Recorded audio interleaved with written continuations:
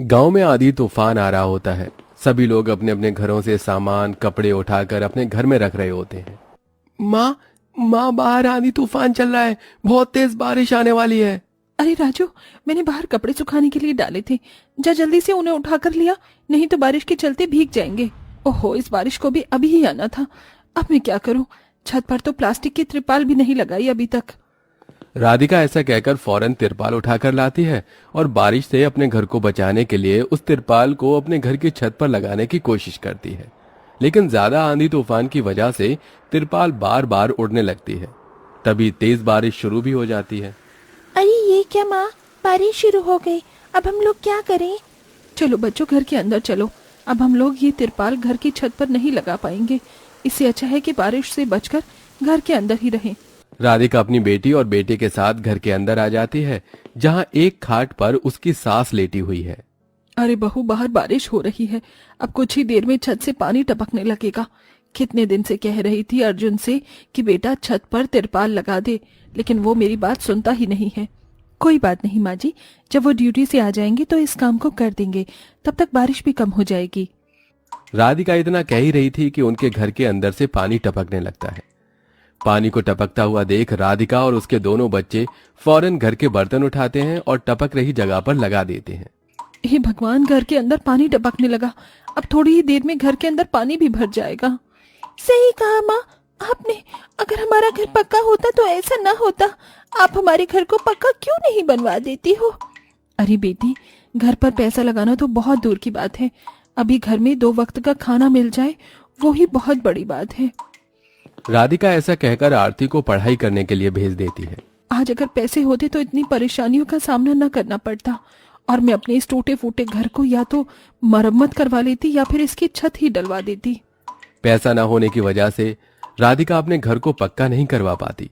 देखते ही देखते अब उनके घर में चारों तरफ पानी ही पानी भर जाता है और इधर अमीर घर के बच्चे और माता पिता सभी बारिश में नहा रहे होते हैं।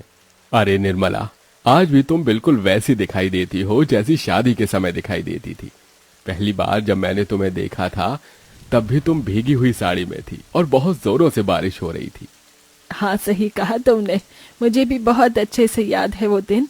इतनी तेज बारिश हो रही थी और तुमने मुझे मेरे घर पर छोड़ा था। बस तभी से मैं तुम्हारी फैन हो गई थी। क्या बात है माँ जी, बाबूजी, आपकी बारिश तो कुछ कमाल की हिक थी। हमारी बारिश इसके आगे कुछ भी नहीं है। माँ मुझे बॉल दो ना, मुझे बॉल से खेलना है। मैं भी तुम्हारे साथ खेलूंगा। अच्छा बच्चों, ज्यादा देर बारिश में मत खेलना, नहीं तो बुखार भी हो सकता है। जल्दी जल्दी बारिश में नहाकर घर में आ जाना। मैं तो नहा ली, अब मैं जा रही हूँ। तभी विवेक मालिनी को रोक लेता है और उससे कहता है, अरे मालिनी, अभी कहाँ जा रही हो? अभी तो बारिश में भीगने का मजा आ ही रहा था। चलो अभी थोड़ी देर में बारिश में भीगेंगे। विवेक ऐसा कहकर मालिनी के साथ और अपने दोनों बच्चों के साथ बारिश में भीगता रहता है। इधर वो अमीर परिवार बारिश का आनंद उठा रहा था, तो गरीब परिवार के घर में पानी इतना भर गया था कि उन्हें बर्तन लेकर पूरे परिवार को एक साथ पानी घर से बाहर निकालना पड़ रहा था। कोई बात नहीं, सब कुछ ठीक हो जाएगा। कब क्या ठीक होगा? जब जब बारिश आती है हमारी यही आफत हो जाती है। जब पैसे आएंगे तो हम इस मकान को पक्का कर देंगे। राधिका ऐसा कहकर सभी का हौसला बढ़ा रही होती है। पूरा परिवार बहुत ज्यादा परेशान था। जब जब बारिश होती है तो गरीब लोगों के साथ ऐसा ही होता है। किसी गरीब की पक्की छत नहीं होती तो किसी के घर में सीधा पानी भर जाता है। शाम के वक्त जब अमीर बच्चे राजू और आरती को घर से पानी निकालते हुए देखते हैं तो उनके ऊपर हंसने लगते हैं। अरे ये क्या, तुम्हारे घर में तो पानी भर गया है। पता है हमारे घर में चाहे जितनी भी बारिश हो जाए कभी भी पानी नहीं भरता। हम पानी कब तक निकालते रहोगे? चलो खेलने चलते हैं।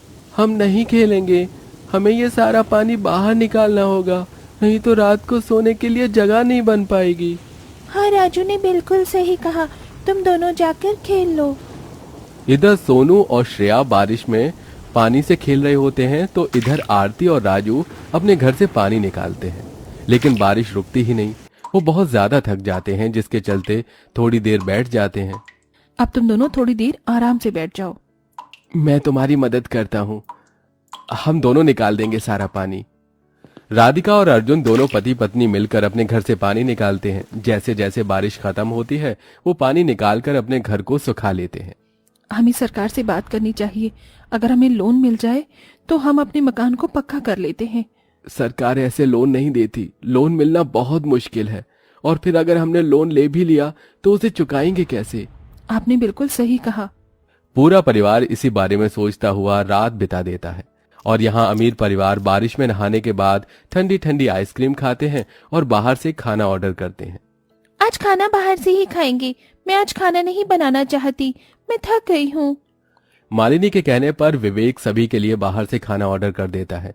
अमीर परिवार बाहर से खाना मंगवा कर खाते हैं और कुछ ऐसे ही छोड़ देते हैं जो उनसे खाया नहीं जाता।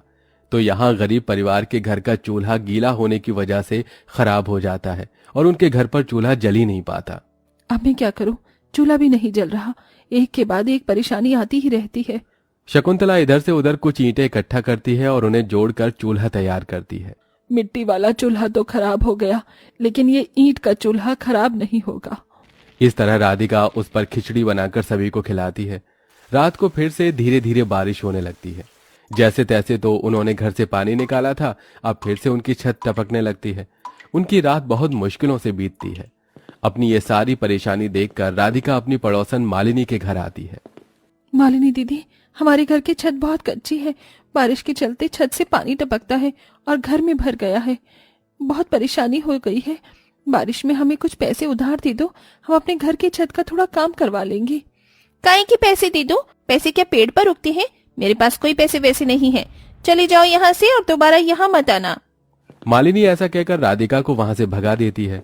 राधिका को बहुत बुरा लगता है और वो चुपचाप वापस अपने घर आ जाती है और इसके बाद इसके बारे में किसी को बताती तक नहीं। ऐसे ही कुछ दिन बीतते हैं और अब राधिका को एक दरोगा के पास मजदूरी का काम मिल जाता है। चलो 2-4 पैसे आएंगे तो उनमें से पैसे बचाकर घर पर रेत सीमेंट डलवा दूंगी और हो सका तो अपने पति के साथ मिलकर खुद ही छत की मरम्मत कर लूंगी।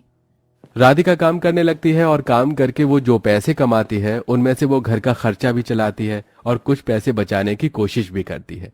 जो पैसे वो बचाती है उन पैसों से वो रेत, बदरपुर और सीमेंट खरीद लेती है, जिसके चलते वो खुद अपने पति के साथ मिलकर अपनी छत की मरम्मत धीरे धीरे करने लगती है।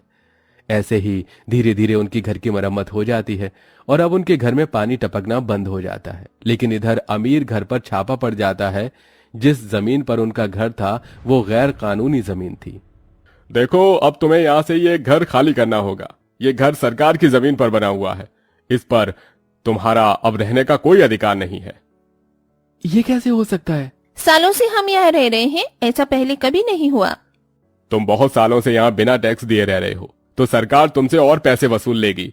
इससे अच्छा है कि तुम इस जगह को ही खाली करके चले जाओ। ऑफिसर ऐसा कहकर उन्हें खाली करने के लिए कहकर चले जाते हैं। अब अमीर परिवार को अपना आलीशान घर छोड़कर बेघर होना पड़ता है। उनके सिर पर छत तक नहीं थी। उनकी ये परेशानी देखकर राधिका उन्हें अपने घर में पनाह देती है। अरे मालिनी दीदी, इतने सालों से आप हमारी पड़ोसन हो, अब आपके ऊपर इतनी परेशानी आई है तो अब हमारे घर पर आप रह सकती हो, कोई परेशानी वाली बात नहीं है। ये सुनते ही मालिनी को वो दिन याद आ जाता है जब राधिका ने उसे अपने घर की छत की मरम्मत करवाने के लिए पैसे मांगे थे। मुझे माफ कर देना, तुमने मुझसे मदद मांगी थी और मैंने तुम्हारी मदद भी नहीं की थी, लेकिन आज तुमने मेरी मदद बिना कहे की। शायद इसलिए आज हमारा ये हाल हुआ है। कर्मों का फल हमेशा जल्द ही प्राप्त हो जाता है। शायद मुझे मेरे कर्म का फल पूरे परिवार के साथ मिला है। इस तरह मालिनी अपनी गलती को स्वीकार करती है। कुछ दिन वो राधिका के घर पर रुकती है और जब विवेक घर का इंतजाम करता है तो वहां से चली जाती है। अब गरीब परिवार की भी बारिश धीरे धीरे ठीक से जाती है। उन्हें पहले की तरह ज्यादा परेशानी उठानी नहीं पड़ती।